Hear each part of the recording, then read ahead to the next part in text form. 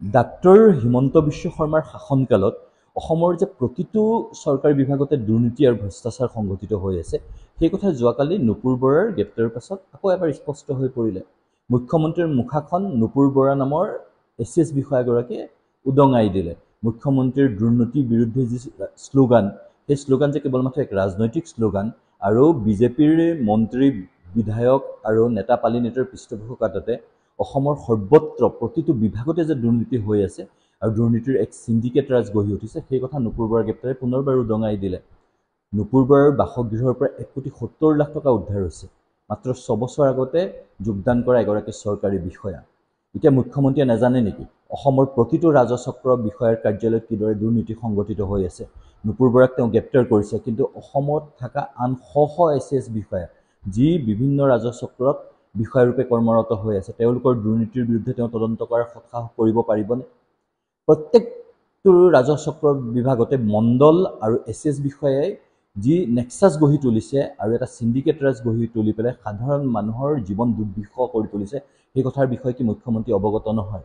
তেওঁ নুপুৰ বৰা গ্ৰেপ্তাৰ কৰি বাহবা লৈছে। আমিও তেওঁৰ প্ৰশংসা কৰিছোঁ এগৰাকী দুৰ্নীতিগ্ৰস্ত বিষয়াক গ্ৰেপ্তাৰ কৰাৰ কাৰণে, কিন্তু বাকী দুৰ্নীতিগ্ৰস্ত বিষয়াসকলৰ ক্ষেত্ৰত তেওঁৰ স্থিতি কি হ'ব? তেওঁ এটা তদন্ত কিয় ঘোষণা নকৰে যে যিসকল ACS বিষয়াই বিভিন্ন বিষয়ত চৰকাৰী বিষয় বাবদ নিয়োজিত হৈ আছে, তেওঁলোকৰ বিগত 10 বছৰ সম্পত্তিৰ হিচাপ নিকাচ তেওঁ কিয় ল'ব বিচৰা নাই? তেওঁ কিয় তেওঁলোকৰ বিৰুদ্ধে তদন্ত ঘোষণা কৰা নাই? কাৰণ এই কথা একদম স্পষ্ট যে নুপুৰ বৰা কেৱল মাত্ৰ অসমৰ দুৰ্নীতিগ্ৰস্ত বিষয়া নহয়, প্ৰত্যেকজন ৰাজচক্ৰ বিষয়াৰ বিৰুদ্ধে এই ধৰণৰ দুৰ্নীতিৰ অভিযোগ আছে। প্ৰত্যেকটো ৰাজচক্ৰ বিষয়াৰ কাৰ্যালয়ত মণ্ডল, দালাল আৰু ACS বিষয়াৰ এটা নেক্সাছ গঢ়ি উঠিছে, আৰু সেই কথা ভুক্তভোগী নাগৰিকসকলে প্ৰত্যেক দিনাই আমাক অৱগত কৰি আহিছে। এই কথা মুখ্যমন্ত্ৰীকো অৱগত কৰা হৈছে, এই কথা আৰক্ষী প্ৰশাসনকো অৱগত কৰা হৈছে, প্ৰত্যেকখনৰ জিলাৰ উপায়ুক্তই জানে। তাৰপিছতো কিন্তু সেই দুৰ্নীতিক পৃষ্ঠপোষকতা কৰি আহিছে স্বয়ং মুখ্যমন্ত্ৰী কাৰ্যালয়ে। আজি নুপুৰ বৰাৰ গ্ৰেপ্তাৰ হৈছে, আমি আদৰণি জনাইছোঁ, কিন্তু আমি সেইদিনাখনহে মুখ্যমন্ত্ৰীৰ দুৰ্নীতি বিৰোধী শ্লোগানক চিৰিয়াছলি ল'ম যিদিনা অসমৰ প্ৰত্যেকগৰাকী দুৰ্নীতিগ্ৰস্ত বিষয়াৰ বিৰুদ্ধে তেওঁ তদন্ত ঘোষণা কৰিব। তেওঁৰ নিৰ্বাচনলৈ মাত্ৰ কেইদিনমান আছে, এতিয়া তেওঁৰ নিজৰ ইমেজ শুধৰাব লগা হৈছে। গতিকে দুই এগৰাকী বিষয়াক গ্ৰেপ্তাৰ কৰি পেলাই বাকী বিষয়াসকলক ভয় ভাবুকি দি তেওঁ এটা ৰাজনৈতিক মুনাফা আদায় কৰাৰ চেষ্টা কৰাৰ, চক্ৰান্ত কৰাৰ সলনি প্ৰত্যেকজন দুৰ্নীতিগ্ৰস্ত বিষয়াৰ বিৰুদ্ধে সৎসাহসেৰে তেওঁ মাত মাতা উচিত। এই যে বিষয়াসকলে দুৰ্নীতি কৰিছে, তাৰ কাৰণে মুখ্যমন্ত্ৰী জগৰীয়া নহ'লে কোন জগৰীয়া হ'ব? তেওঁৰ শাসনকালত তেওঁৰ দৰে নিজকে সুদক্ষ, সৎ, এগৰাকী নিষ্ঠাৱান মুখ্যমন্ত্ৰী বুলি দাবী কৰা মুখ্যমন্ত্ৰী শাসনত থকাৰ পিছত এই বিষয়াসকলে দুৰ্নীতি কৰিবলৈ সৎসাহস ক'ত পাইছে? তেওঁলোকক কোনে ৰক্ষণাবেক্ষণ দিছে বা কোনে পৃষ্ঠপোষকতা কৰিছে? সেই কথাত মুখ্যমন্ত্ৰী হিমন্ত বিশ্ব শৰ্মা ডাঙৰীয়াই জবাবদিহি হোৱা উচিত।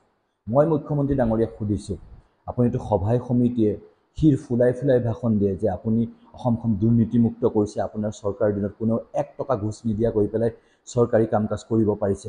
কিন্তু এই নুপুৰ বৰাৰ যি ঘটনা পোহৰলৈ আহিলে, সেই ঘটনা কিন্তু বিক্ষিপ্ত ঘটনা নহয়। অসমৰ প্ৰতিটো প্ৰান্তত, প্ৰতিটো ৰাজচক্ৰ বিষয়াৰ কাৰ্যালয়ত, উপায়ুক্ত কাৰ্যালয়ত, প্ৰত্যেকটো আৰক্ষী বিভাগৰ কাৰ্যালয়ত, গড়কাপ্তানি বিভাগৰ কাৰ্যালয়ত টকা নিদিলে একো কাম নহয়, আৰু সেই কথা আপুনিও জানে আৰু অসমৰ জনসাধাৰণেও জানে। গতিকে আপুনি যি দুৰ্নীতিমুক্ত অসম গঢ়াৰ কথা কৈ পেলাই ভোট আদায় কৰিছিলে, সেই দুৰ্নীতিমুক্ত অসম কিন্তু যোৱা 5 বছৰে আপুনি সম্ভৱ কৰিব নোৱাৰিলে। এতিয়া আপুনি আকৌ নিৰ্বাচনৰ সন্মুখীন হ'বলৈ গৈ আছে, আৰু তাৰ আগতে 2-4জন নুপুৰ বৰাৰ নিচিনা বিষয়াক গ্ৰেপ্তাৰ কৰি পেলাই আপুনি বাহবা লৈ পেলাই ৰাজনৈতিক মুনাফা লাভ কৰিবলৈ যত্ন কৰিলেও অসমখন কিন্তু দুৰ্নীতিমুক্ত নহয়। মই আপোনাক আকৌ স্পষ্টভাৱে কৈছোঁ, আপোনাৰ যদি সৎসাহস আছে তেতিয়াহ'লে যিসকল চৰকাৰী বিষয়া আছে, যিসকল চৰকাৰী চাকৰিয়াল আছে, তেওঁলোকৰ বিৰুদ্ধে আপুনি এটা বিভাগীয় তদন্তৰ ব্যৱস্থা কৰক। বিগত 5 বছৰত তেওঁলোকে কিমান সা সম্পত্তি গোটাইছে আৰু সেই সম্পত্তিৰ আয়ৰ উৎস কি, সেই বিষয়ে তদন্ত হোৱা উচিত। কাৰণ তেওঁলোকক চৰকাৰে দৰমহা দিছে জনসাধাৰণৰ কাম কৰিবৰ কাৰণে, কিন্তু তাৰ পাছতো তেওঁলোকে জনসাধাৰণক লুটি-পুটি খাইছে।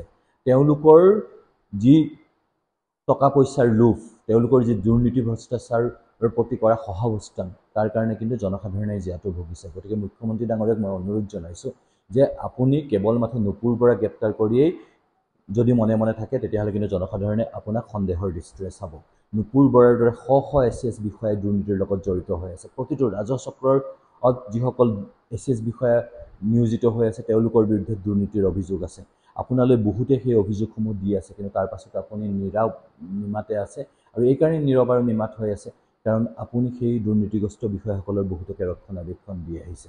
গতিকে মই আপোনাক আহ্বান জনাইছোঁ, যদি সঁচাকৈ মুখ্যমন্ত্ৰী ডাঙৰীয়া আপোনাৰ সৎসাহস আছে, তেতিয়াহ'লে এটা বিভাগীয় তদন্ত ঘোষণা কৰক।